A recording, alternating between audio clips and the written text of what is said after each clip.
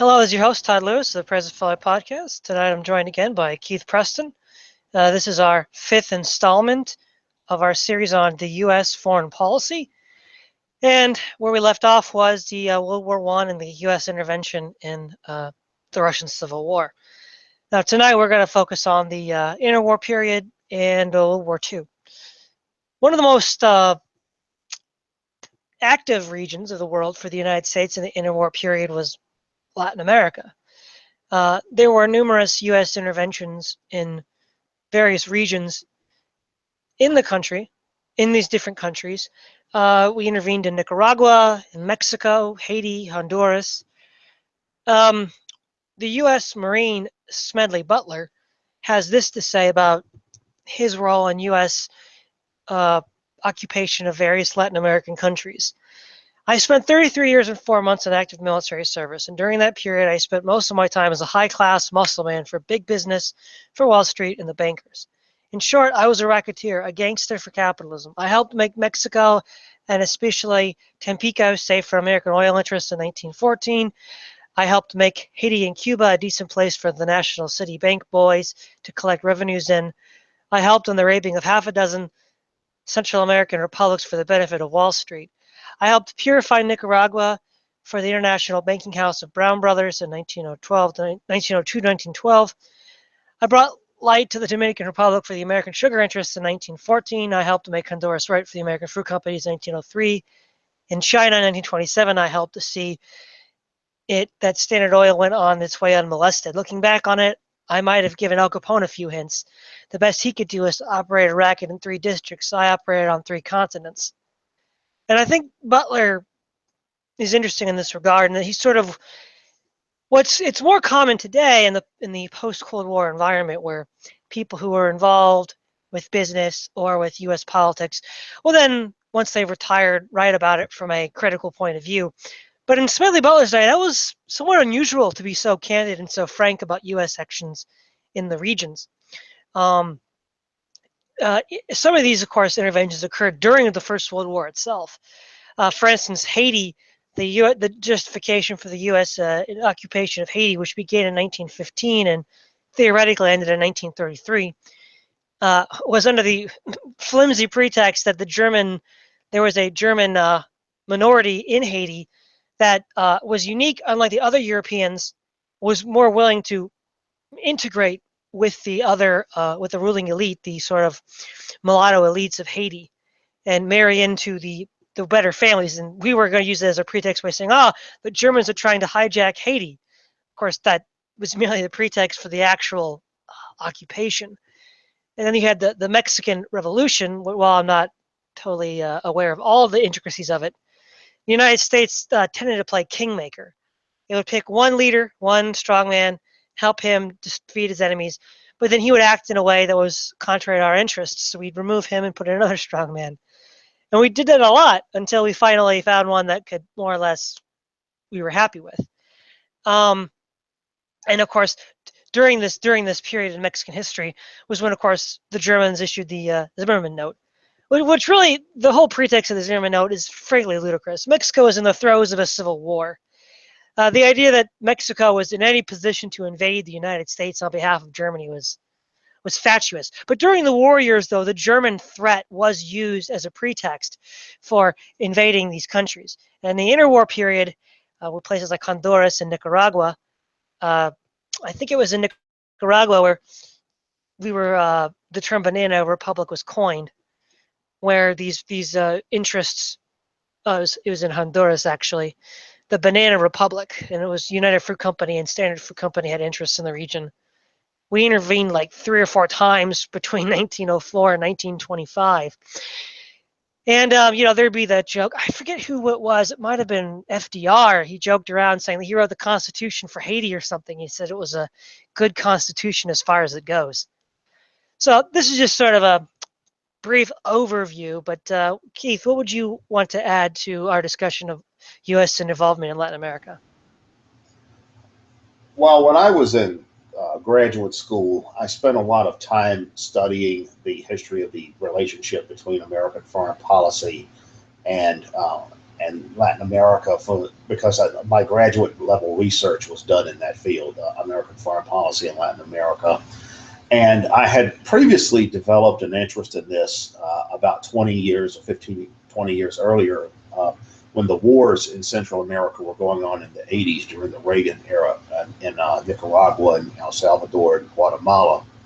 And over the years in researching this topic, one thing that I became particularly amazed by was the lengthy history of American intervention in Nicaragua. Something, and in other Latin American countries as well. But as far as Nicaragua, I think between the mid 19th century and the late 20th century, the United States intervened in Nicaragua something like 17 times. Way back in the 19th century, there was an American mercenary who led an invasion of Nicaragua, and one of the first acts that he declared after he set himself up as dictator was to legalize slavery.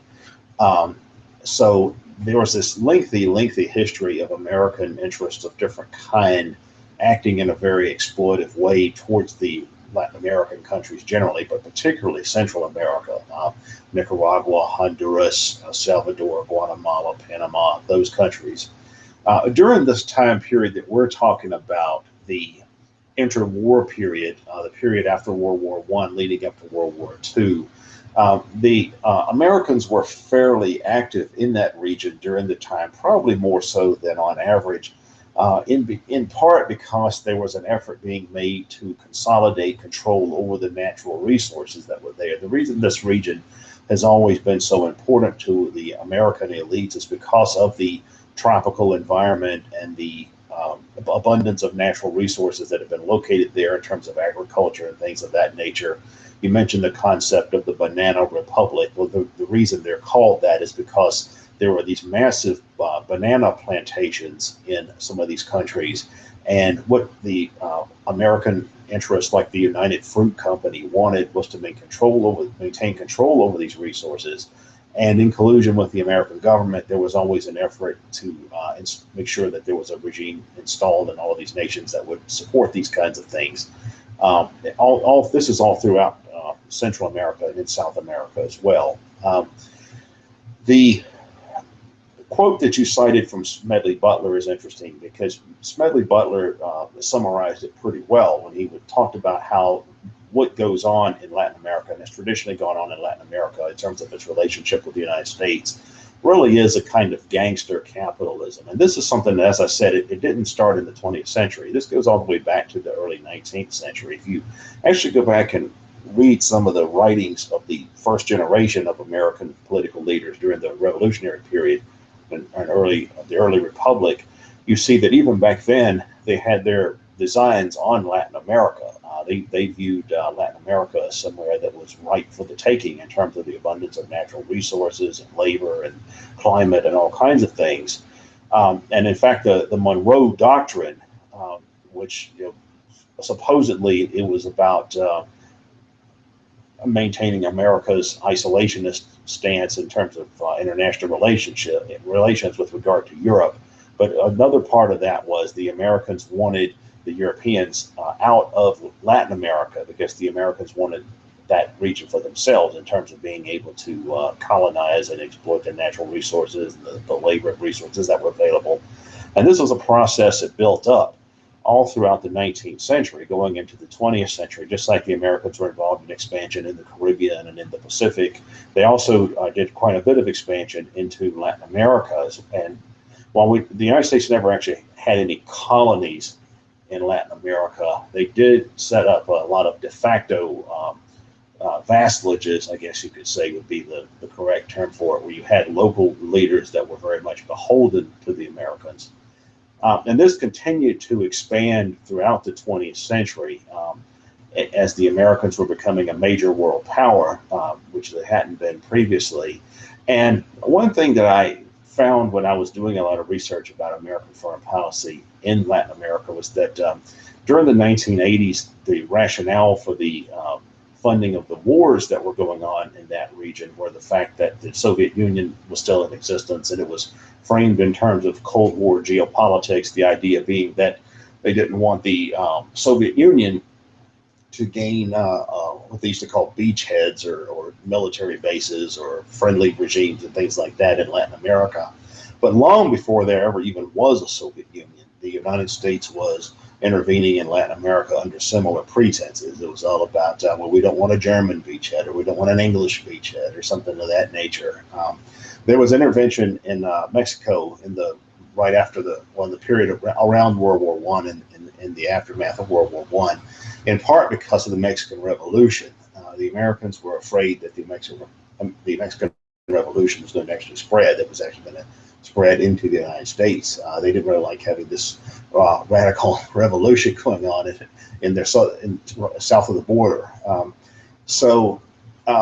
By the interwar period, the United States had pretty much achieved fairly full hegemony, at least over the Central American region. And even in Mexico, there was always this kind of love-hate relationship between the United States and Mexico during the 20th century. Mexico was considered an ally, but a sort of an unfriendly ally in this. It was an alliance of convenience, not an alliance of brotherhood. And in the period leading up to World War II, we do see an expansion of American involvement in Latin America. As you said, they were very active during that time period, and this is really part of the process of the United States becoming a world power. Yeah, I like your point you made earlier. Whether it's the British or the Germans or the Reds, it's always a sort of a cloak to justify what we were already doing. One of the things that is interesting about this aspect in Latin America, especially in the interwar period, where we were very active in a way we haven't been lately, is the frank hypocrisy of it in light of the war with Japan. Walter Lippmann wrote that, this is from Noam Chomsky in his Origins of the Pacific War, his essay in 1967.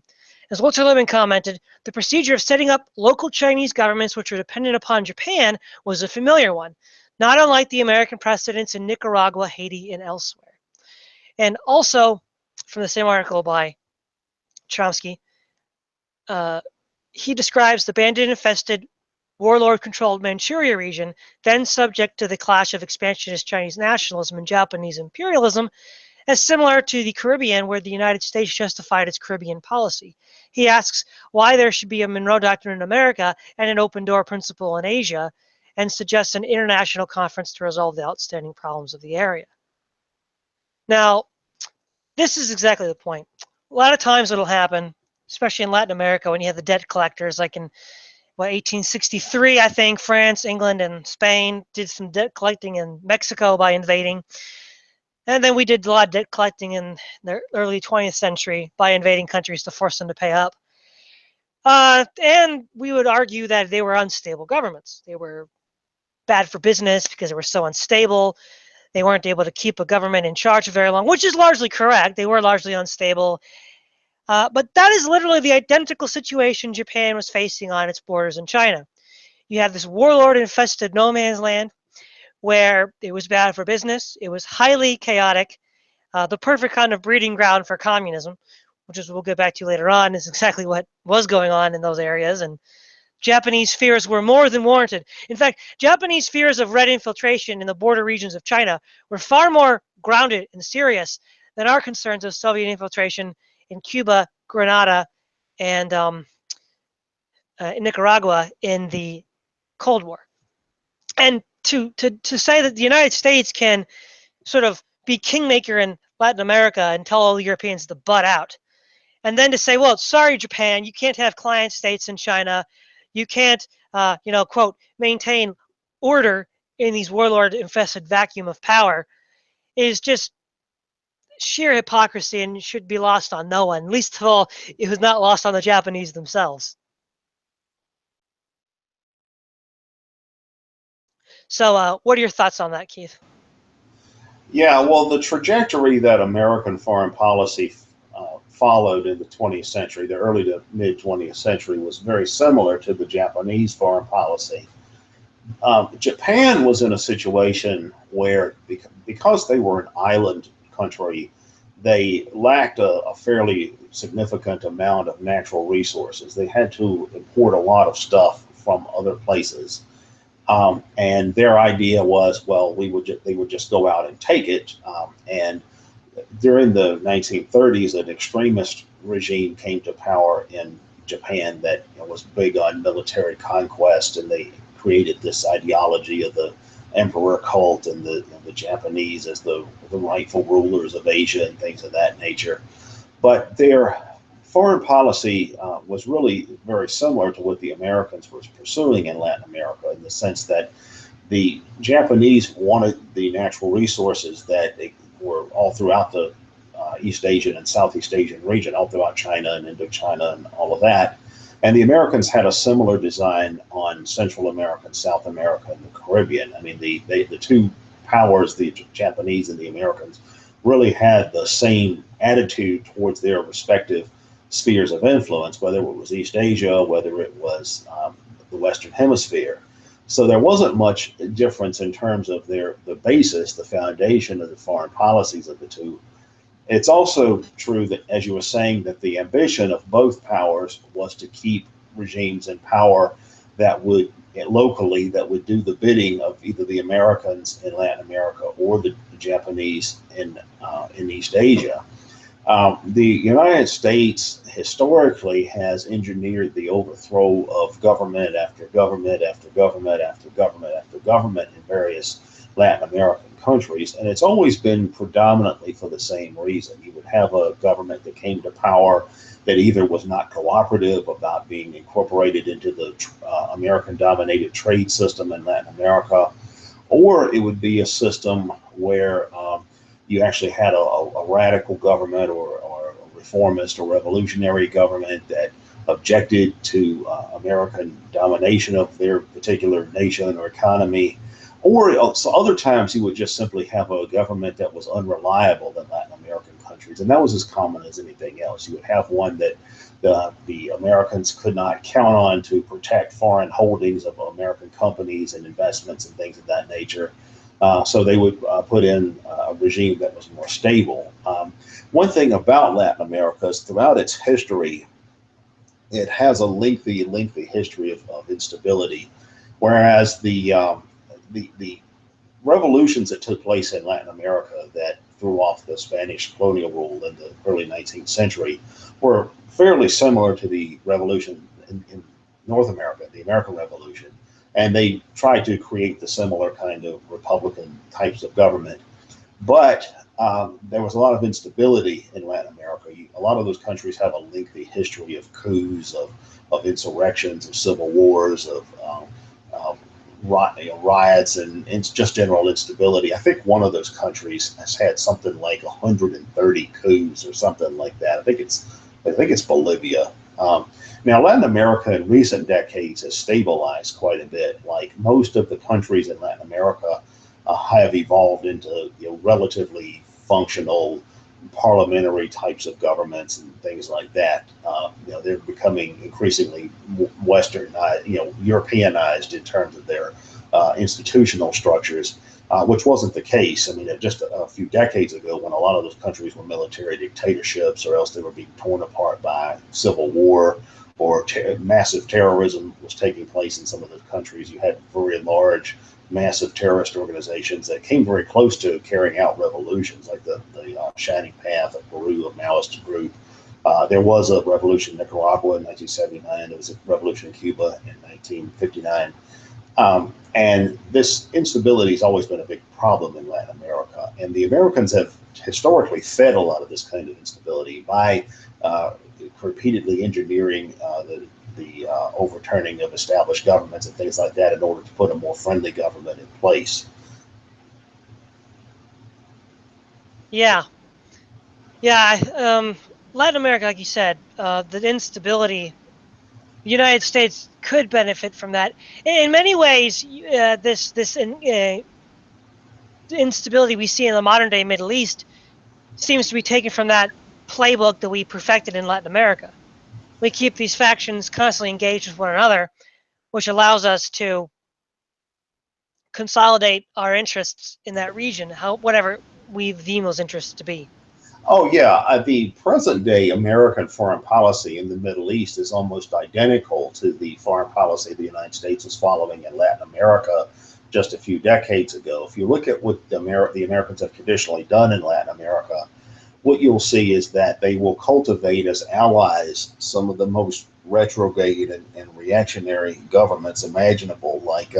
Just like in the Middle East today, the United States has this longstanding alliance with Saudi Arabia. In the During the mid to late 20th century, the United States had an alliance with the government of El Salvador under the Arena Party, the dictatorship of Rios Montt in Guatemala, the military dictatorship in Argentina, the military dictatorship in Chile. All of these places, they would align themselves with these very reactionary right-wing governments that they thought would produce stability, or at least produce compliance with American interests. In other cases, they would fuel terroristic rebel movements that would engage in terrorism against the civilian population, just like the Americans do that today in places like Syria. They were doing that just a few decades ago in Nicaragua and a number of other places as well. So that's a fairly common practice, and what's going on in the Middle East today is almost identical to what the Americans have done in Latin America. It's interesting how the focus has shifted as well. The United States is still active in Latin America, but not nearly on the level that it was a few decades ago. In fact, I remember seeing an interview with Bashir Assad recently, the president of Syria, he was talking about this. He was saying, well, look, we Middle Easterners, we just want to achieve what the Latin Americans have largely achieved, where the Americans have largely withdrawn, at least militarily, from Latin America. And we're hoping for that for the Middle East as well. But it is a continuation of the same kind of approach to foreign policy. Yeah. Now, as it comes to the U.S. involvement in the Second World War, in George Kennan's 1951 address, where he gives an account of U.S. foreign policy over the previous 50 years, of which I've been using on and off throughout the series we've been doing, he argues that in 1939, when the war started, that the three totalitarian powers, Nazi Germany, Imperial Japan, and Soviet Russia, together dwarfed the military assets of the Western democracies. Only Japan could be defeated singly by the Western democracies. Germany and Russia could only be defeated by allying with one or the other. If the defeat of that nation was the desired goal of the Allied powers. I think that Kennan is a little too, he tends to rely more on interpreting things as forces or events that were ultimately out of control of political leaders, though political leaders might have made more prudent decisions to mitigate the impact, largely was beyond their control. I think that's too generous to the policymakers leading up to the war. But I mean, in Europe, the reason we'll deal with in turn Europe and the Pacific, but in Europe, the U.S. interests in there were much the same as they had been in World War I, and in large part, the hatred of Germany that had been developed in the First World War carried over into the Second. Franklin Roosevelt, I think, was Secretary of the Navy during his earlier career, might have even been during World War I. So his career kind of mirrors Churchill in that regard. And Roosevelt had this just insatiable hatred for Germany, which is, that was criticized in Wiedemeyer's reflections on the war. And we also see that we had this connection that English interests were American interests, and that we wanted to preserve the British Empire. So, of course, the British believed their interests were keeping Europe divided. And Germany, they myopically saw as the threat, even though a threat to European a European hegemon of far more danger would be the Soviet Union, which they had come to grips with in the 1940s and 50s. But those sort of, were Anglo-Saxons, the great rapprochement that occurred in the 1890s with the English. We tended to see England as almost a quasi-extension of American policy in Europe. But also in his memoirs, Forrestal, Secretary of the Navy, describes a conversation that he had with Joseph P. Kennedy, where I think it was in 1944, and they're on some golf course in between conferences, and they're talking about the post-war fate of Europe and the wisdom of getting involved in the first place. So Kennedy says that one of the reasons why England gave Poland the war guarantee and got into the war was because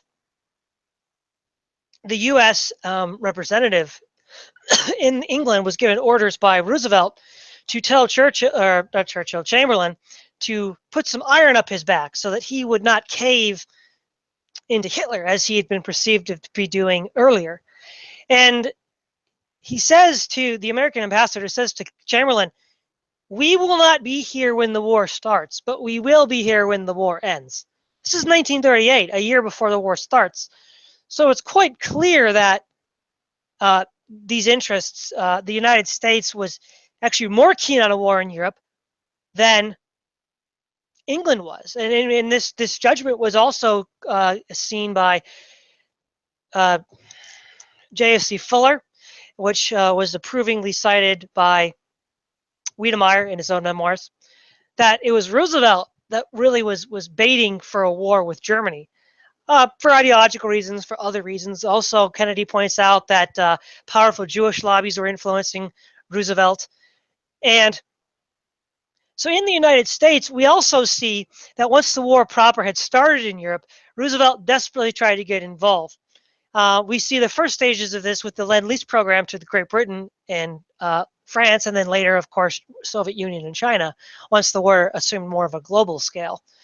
We also see his illegal secret war against the German U-boats. Hitler, remembering how unrestricted submarine warfare had been the impetus for the U.S. involvement in the First World War, was very judicious in not responding to the U.S. provocations. I think there was a destroyer called the Kearney. There was the Kearney incident where it fired on a German U-boat. And Roosevelt had more or less given up hope that this illegal destroyer U-boat war would lead to a war with Germany. In many ways, it mirrors the quasi-war between France and the United States in 1798, 1799. And that it was sort of not really supposed to be happening, but it was happening. And then this, of course, leads to with Japan, because the Germans and Japanese had the Pact of Steel against the Soviets, the Anti-Comintern Pact. And he believed that since Hitler wasn't biting in the Atlantic, he would have to go to the Pacific in order to get the war that he wanted. And what he did was he backed up Japan against the wall. And we can get into Japan a little bit later. But once Japan attacked the United States at Pearl Harbor, Roosevelt's plans more or less came to fruition because 4 days later, Germany declares war on the United States. Also, it's interesting as well, is I think it was December 6th, the day before attack on Pearl Harbor, the Chicago Tribune published or leaked secret U.S. documents stating that the United States had planned to invade Europe in 1943 with like a 2 million, 3 million man army to drive out the Germans. And if you actually read Hitler's declaration of war on the United States, his speech, he actually cites that information that was leaked by the Chicago Tribune as part of his judgments in going to war with the United States.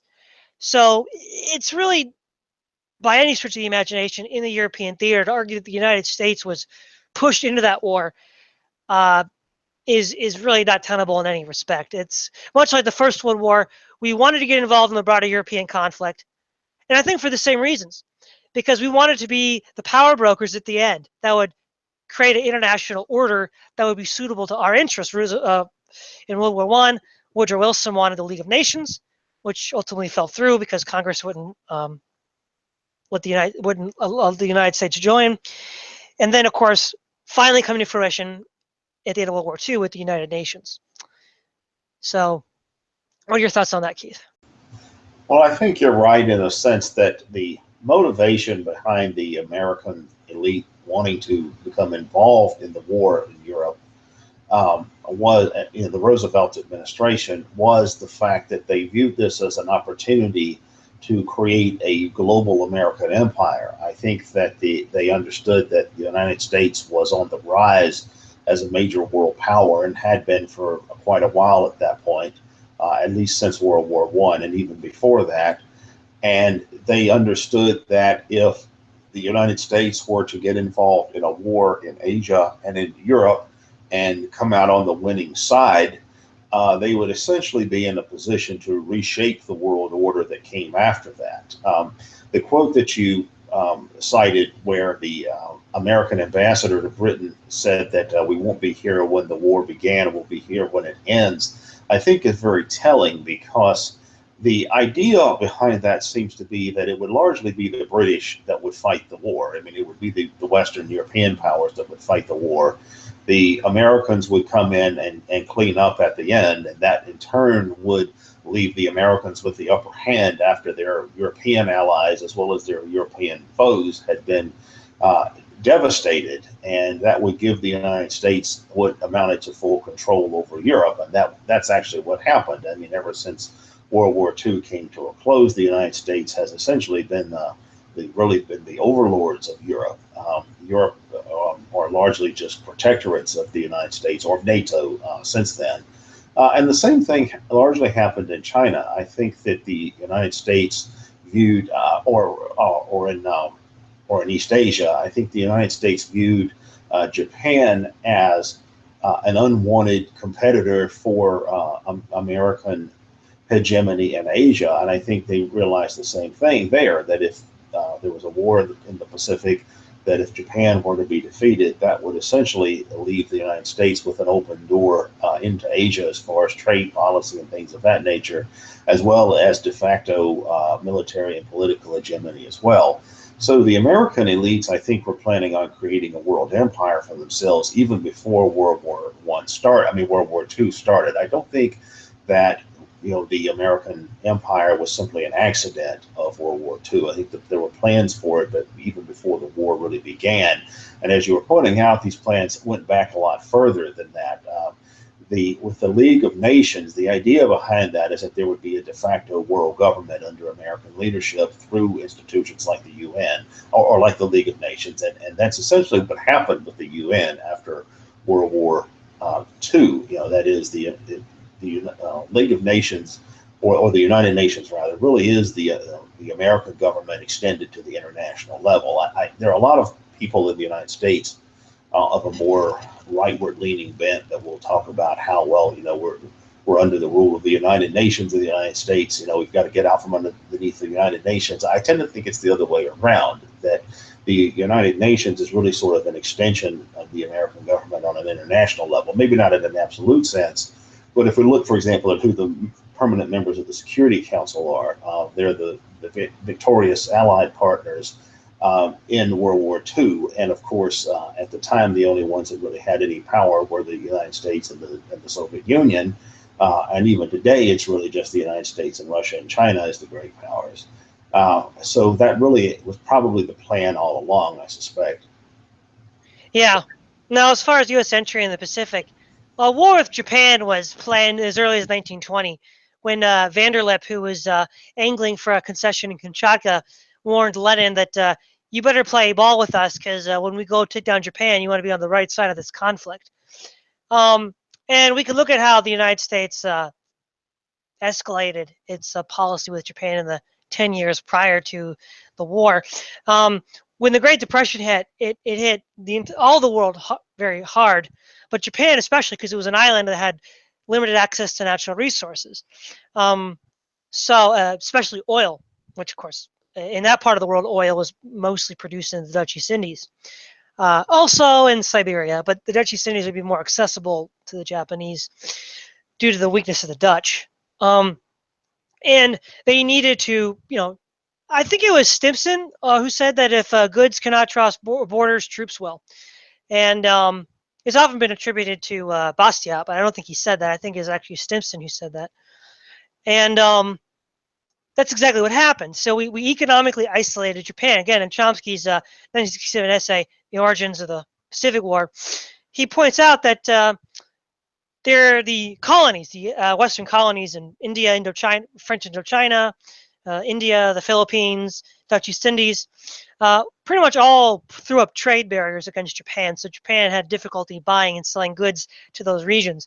China was the last real market they had, and then the United States flooded China with cheap goods, partly due to government subsidies. So the Japanese had nobody to sell to and nobody to buy from. And they're an industrial first world nation, and they in the middle of a Great Depression with limited resources. And to their northern border, they have two threats to worry about. They have the Soviet threat, which was not just a regional, it was a global threat, and the instability in China proper due to warlordism. So we have, beginning in 1931 with the Mukden incident, where Japan moves into Manchuria area. And we were more or less willing to, didn't mind that too much. But when they started moving to China proper, like regions like Jeol and areas like that, the United States started to put its foot down. And the thing that's interesting here, though, is that the steps we took to provoke Japan to war. There was, I think, the Panay incident, where there's a U.S. Gunboat in the Yangtze River Valley in like 1937-38 that was sunk by Japanese fighter bombers accidentally because they were busy engaging the nationalists. It almost appears as if that ship was placed there to create an incident. We also have what's called the McCulloch Memo, which was a list of actions that the United States would need to take in order to provoke Japan to war. Now, while it's been disputed whether Roosevelt ever read the memo, it is very telling that U.S. foreign policy actions were straight from the script of that memo. In fact, the oil embargo in 1940 was one of the recommendations of the memo to get Japan to go to war. And really, the oil embargo itself is so aggressive. It's so unprovoked from the U.S. perspective. The Japanese were really backed up against the wall. They still hadn't tapped into any oil reserves. They were either to the north in Siberia or to the south in the Dutch East Indies. And they were a first world industrial nation at this point, bogged down in a large war in China. And so through that move, they then started realizing, okay, we might need to go north or south. They'll go north or go south strategy. Ultimately, they decided to go south, which led them into direct conflict with the United States, which is what we wanted and what the Soviets wanted. But one of the things that's telling about this is Stimson, it was published in Time magazine, I think in 1945, he said that when we had heard about the Japanese attack on Pearl Harbor, we breathed a sigh of relief, because he says in the previous days, he and Roosevelt were planning a series of actions on how to get the Japanese to strike first with the least amount of damage to ourselves. Straight up. I mean, it was published in the Times. And so why were they provoking Japan to get into a fight?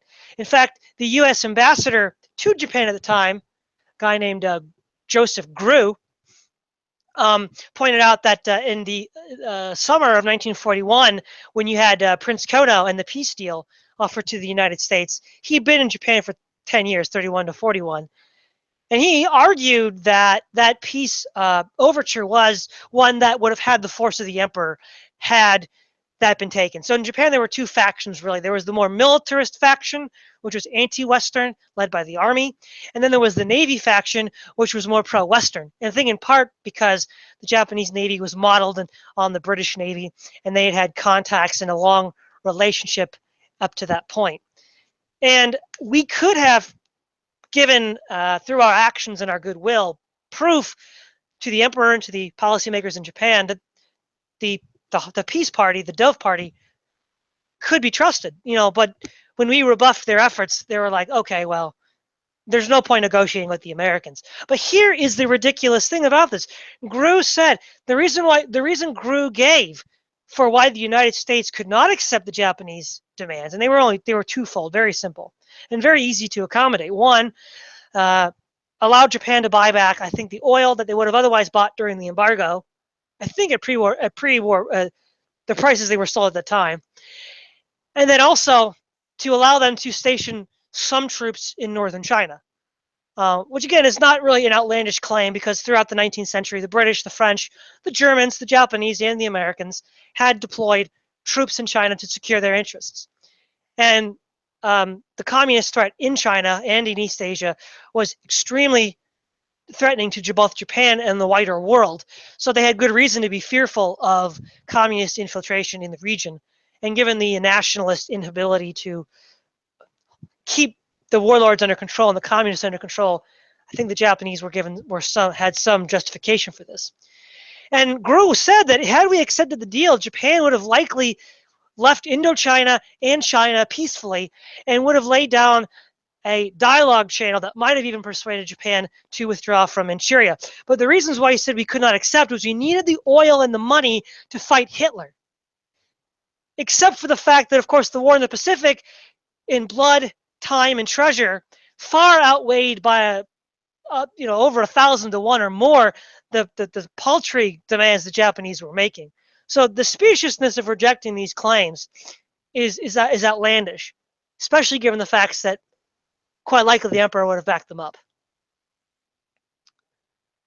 Yeah, well, one thing about the conflict between the United States and Japan that's interesting is that there was a work published about 20 years ago called Isolationism Reconfigured, and it was written by, I want to say the author's name was Nordlinger, but I'm not sure about that. But this guy, though, this author had been a protege of Samuel Huntington, and he argued in this book that based on captured Japanese military documents and state documents and all of that, that it appeared that the Japanese really did not want to have war with the United States, that they were actually hoping they could avoid war because they didn't think it would turn out very well for them. In fact, when the Japanese decided that war with the United States was either necessary or inevitable, the reason that they bombed Pearl Harbor was because they thought that if they were going to win the war, they would have to have the advantage of a tremendous advantage from the onset, and they thought the way to do that would be a sneak attack on the American Navy and try to wipe out the American Navy, and that would give them a fighting chance as far as defeating the United States in the war. But the evidence seems to indicate that the Japanese were actually not thrilled with the idea of fighting the United States because they thought that the United States, being a large nation with a large population, a lot of troop resources, a wealthy, technologically sophisticated nation, they thought they would not perform very well militarily against the United States. Also, it put them in the position of fighting a two-front war as well, one in the Pacific and one on the Asian Chinese mainland. So it appears that the Japanese would have preferred to have avoided a war with the United States.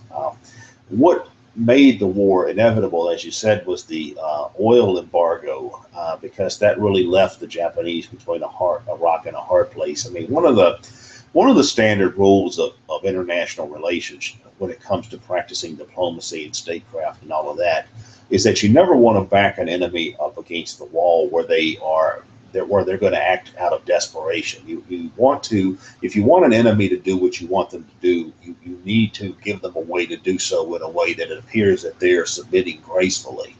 That's just a standard principle of international relations and statecraft. And what the United States did with Japan was just the opposite. The United States pushed the Japanese up against the wall and said, this is what you're going to do. And imposed the embargo on them and really left them in a position of desperation. And I think that in turn motivated the Japanese to attack the United States. I don't think that that's really what the Japanese ultimately really wanted. There is evidence, as you were pointing out, that the United States did want a war with Japan, and for the reasons we've discussed, because they wanted to obtain hegemony over trade and political and military hegemony over East Asia. In a way that they weren't able to do as long as the Japanese Empire was there in the way. I mean, essentially the Japanese Empire was an obstacle to the standard open door trade policy that the United States wanted to extend into East Asia. And of course, we have to remember how American and Japanese relations began. They began back in the mid-19th century with Commodore Perry's visit to Japan, where essentially the United States forced the Japanese to open their country to American trade. I mean, and that's been the standard approach that the Americans have used to trade policy and military policy in East Asia generally. And so and it was no different in the 1930s and 1940s.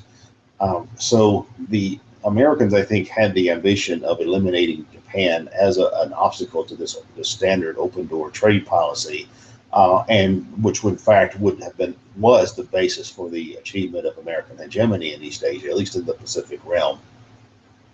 Yeah, One thing I forgot to mention was in that same article in the Times by about Stimson, he also wrote that Roosevelt and the U.S. government had agreed to go to war anyhow with Japan if they attacked into the Dutch East Indies.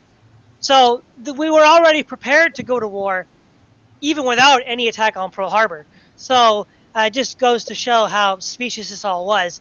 Also, given that Japan was an honor-bound culture with the samurai ethos of seppuku, it really is egregious that we push them up against the wall at a face-saving measure, because of all the people on Earth, the Japanese were at that point probably the most sensitive to issues of honor and saving a face. And so it'd be even easier to push them against the wall because they would take it so personally. But as far as Japan's view of itself vis-a-vis the West and the East, this comes from the Harry Elmer Barnes's compendium called Perpetual War for Perpetual Peace. And there's a very interesting paragraph here on page 319. Although by this time Roosevelt's primary concern may have been Hitler's Germany, Japanese statesmen were not unmindful that their country always occupied a share of his attention. Years before, they endeavored to convince the government of the United States that Japanese action in China was not entirely divorced from American interests. For we were, our near posterity, will have to decide between Sino-Russian communism or Anglo-Saxon communism, or capitalism rather. If China should fall under the rule of communism, and if Japan keep up her present policy, the chance is that she will be forced to play the role of the advanced post of Anglo-Saxon capitalism. And this was from Admiral Tajiro Toyoda to Ambassador Cameron Forbes in 1932. Now, of course, this is exactly what happened. By replacing Japan, the communist hegemony that they predicted occurred. And this communist hegemony was not only predicted by the Japanese, it was also predicted by one of America's leading foreign policy analysts, John V. A. McMurray, which I think I might have read in the section on the Spanish-American War, which I don't need to get into right now. But he predicts that if we get rid of Japan, China will take over East Asia, and China will be taken over by the communists. So, but this really gets to the key issue of the short-sightedness of the Western democracies in the Second World War. Is their complete and utter blindness to the global threat of the Soviet Union and international communism. What's very telling is the German and Japanese empires at that period did not seek to make gains at the expense of already well-established states, like the French Empire, the British Empire, the Dutch or American empires. They sought to make territorial gains at the expense of newly created states like the nationalists in China, or pariah states like the Soviet Union. And so that in and of itself seems to indicate their attempt to want to play within to become players or partners within this global system. Whereas the Soviets had no such considerations whatsoever. They were bent on world domination and global revolution, which had been from the very beginning. I mean, in 1920, when in the Soviet Polish War, the Soviet General Tukhachevsky said, "Over the corpse of White Poland, the world revolution will march forward." So there's no excuse for not knowing the true nature of communism. The oft quipped socialism of one country that Stalin was advocating was in no way a repudiation of internationalism. What Stalin, unlike Trotsky, knew was that the Soviet Union was not yet strong enough to pursue an aggressive foreign policy. Because what we failed to see in much history when we talk about the Second World War is actually how aggressive the Soviets were in the 1930s. There was the border conflict with Japan, which culminated in the Battle of Nomonhan, where the Soviets roughly handled the Japanese under the inspired leadership of Zhukov. Then we also had in the 1920s, various border conflicts with China. And then culminating in the late 30s, the big land grabs. 1939, they invaded Poland. 1939 and 1940, they invaded the Baltic states and annexed them. They invaded Finland. They were threatening Romania, especially the border region of Bessarabia. So any doubt that Stalin had given up on internationalism was just clearly specious. And we see time and time again, decisions were made by the United States that were not actually even in our best interest. I mean, this is not the interest of the free world to let the Soviet Union conquer Eastern Europe and lose China. Part of that is the result of advanced infiltration of the U.S. government by Soviet agents. This has been widely documented by M. Stanton Evans in Blacklisted by History, his work on, oh, brain fart now, Keith Preston, who is McCarthy. Also Diana West, and also Herbert Hoover in Freedom Betrayed. They were very high-profile Soviet agents in our government. One of the most obvious ones was the American Harry Dexter White, who was also a co-creator of the Bretton Woods system. But basically, what happened was a lot of this can be explained in that there was high-level manipulation by Soviet agents in the U.S. government, getting information from the Soviets to act in ways that were more beneficial to them rather than to the broader interests of the free world as a whole. And given the threats of Nazi Germany and Imperial Japan being purely local, they were nationalist movements that had no international agenda. And from the written record and even their behavior during the war, we're not terribly thrilled with expanding at the expense of the already entrenched empires like England and France and the United States. But we're far more interested in combating communism and expanding at their expense. And really, when you look at the end of the war, when the United States at places like Potsdam and Yalta had given so much leeway to the Soviets, Roosevelt insanely said something to the effect that Stalin, the best way to get along with Stalin is to give him everything that he wants in the hope that he will cooperate with us in the future. And yet, remember, it's Chamberlain, not Roosevelt, who is constantly lambasted for appeasement. When it just boggles the mind. I mean, Munich is nothing compared to Yalta. And as far as stopping the communists, one thing that has been speculated about and seems to have a large evidence behind it was after Patton's breakout of the Falaise Pocket, the German army was pretty much non-existent. They completely shattered in the West. And a bold drive across the Rhine before the Germans could fortify the Siegfried Line could have got the Americans to Berlin in late 1944. And there's reasons to believe that he was muzzled in part to placate Soviet interests so that they could get their slice of Eastern Europe. And this frankly appeasement of communism is, and of course the legacy of the Cold War that would leave with it, is one of the great tragedies of the Second World War. And I think future history, one that's unclouded and unbiased by the post-war consensus, will have to admit that the Western leaders of London, Paris, and Washington were frankly treasonous. I mean, their collaboration with Stalin would be as if when the Ottomans were at the gates of Vienna, the French had decided to invade the Habsburg Empire to help the Ottomans out. Or if the Mongols had invaded Russia and the Holy Roman Empire had backed the Mongols. It's inconceivable that this could have happened. But yet, that's exactly what happened in World War II.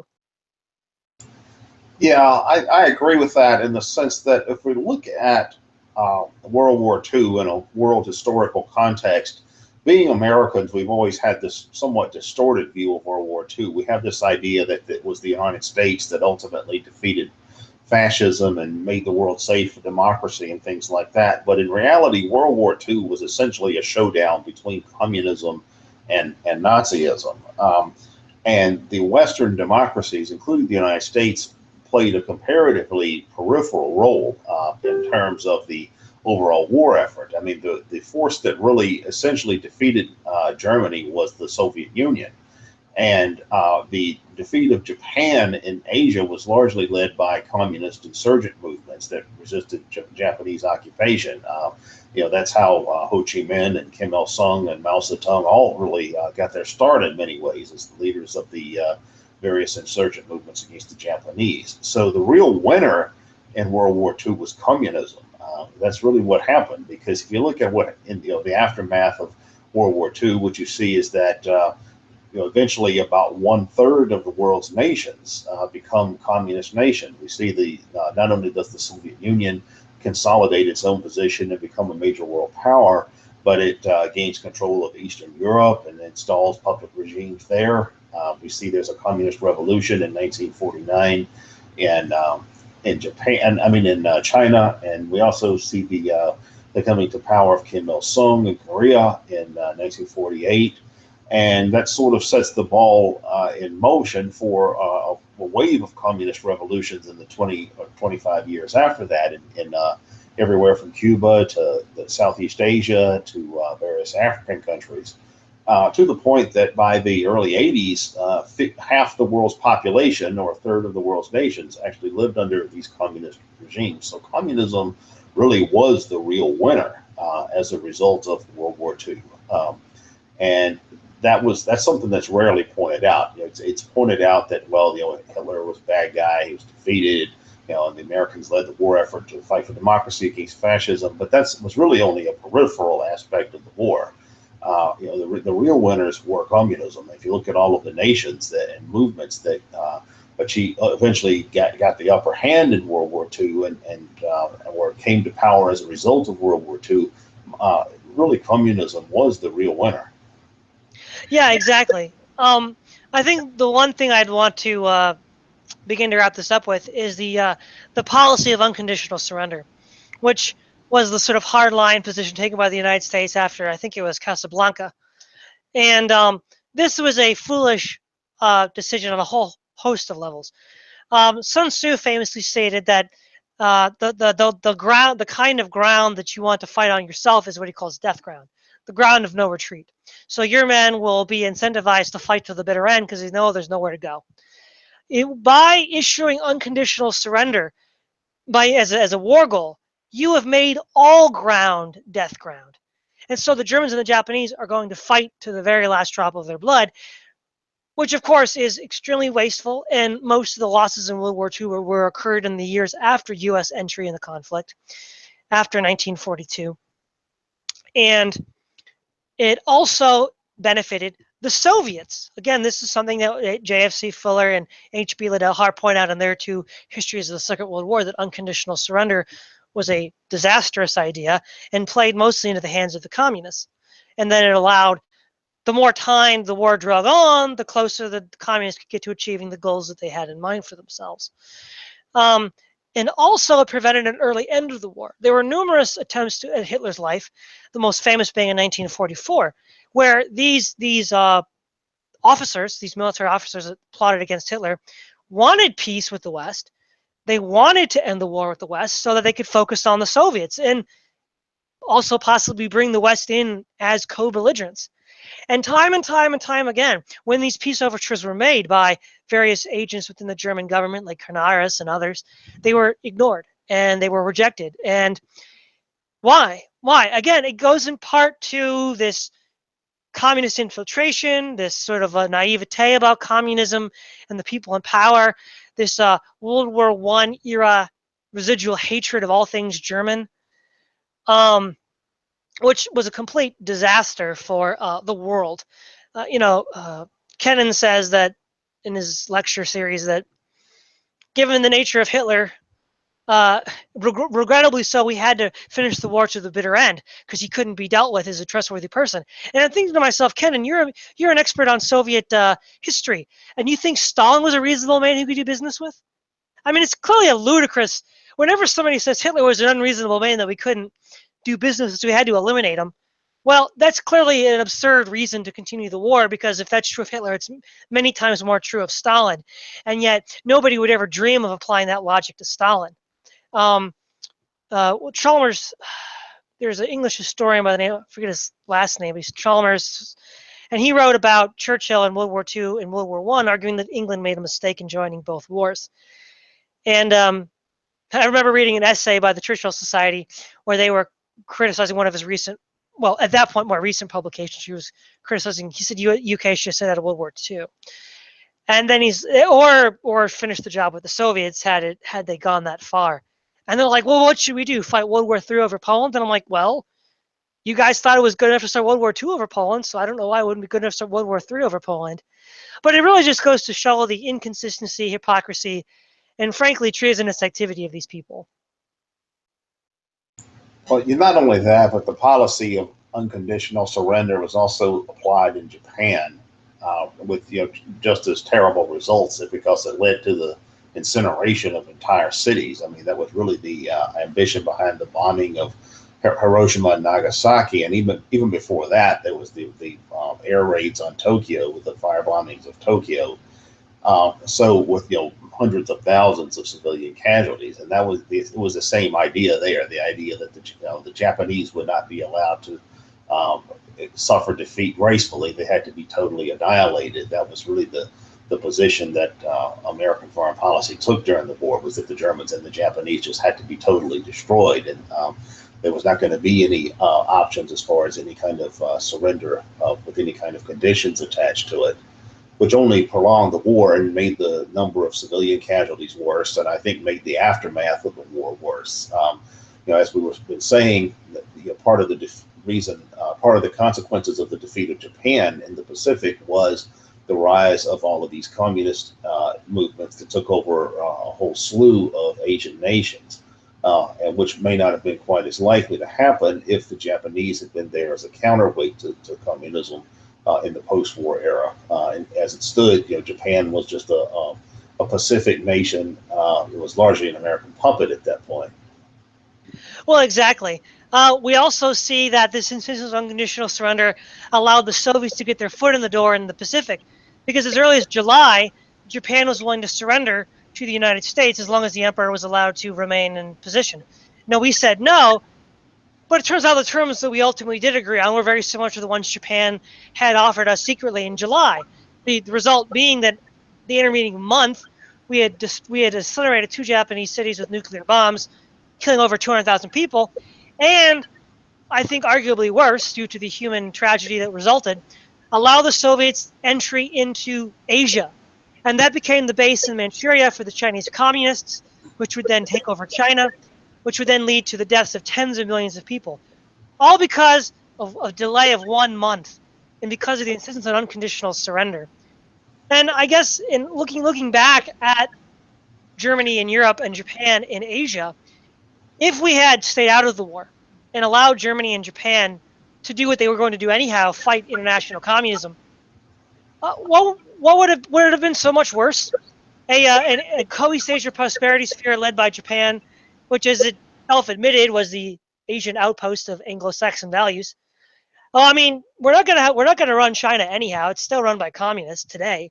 So would it have been really all that worse off having China or it's a puppet of Japan, where Japan is the Eastern hegemon, which is wants to play within the international order set by the United Kingdom since the end of the Napoleonic Wars, and B, is very friendly towards the Anglo-American establishment. Their navy was not off the Royal Navy. Their culture and constitution was influenced by the U.S. Constitution culture. So it seems infinitely more desirable that Japan and not the communists should be the hegemon of East Asia. And in Europe, having a Nazi empire that stretches from the Rhine to some point in Russia, is that fundamentally any different than having a Soviet empire that stretched from the Urals to the Elbe? It's not fundamentally different at all.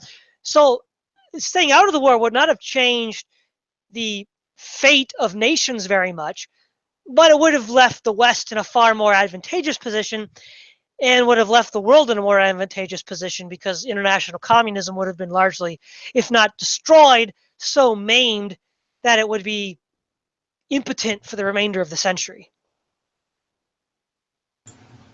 Yeah, I mean, it has to be pointed out that the consequence of the total decimation of the Axis powers was the rise of international communism as a rival totalitarian type of system that lasted for decades after the war was over, and probably had a much more extensive reach. One thing about communism as compared to Nazism and fascism is that communism tended to travel a lot better, in the sense that it found a following all over the world in different kinds of countries.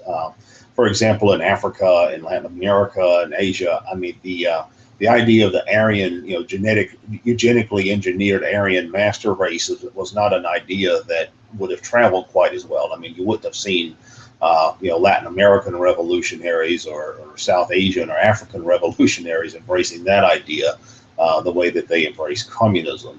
So I do think that that's one of the probably the worst negative that came out of the aftermath of the war. Yeah. So unless there's anything you want to end with, I think it's time to wrap up. Okay, it's done. So yes, thanks for joining, Keith Preston. This is Todd Lewis of the President Folly Podcast signing off.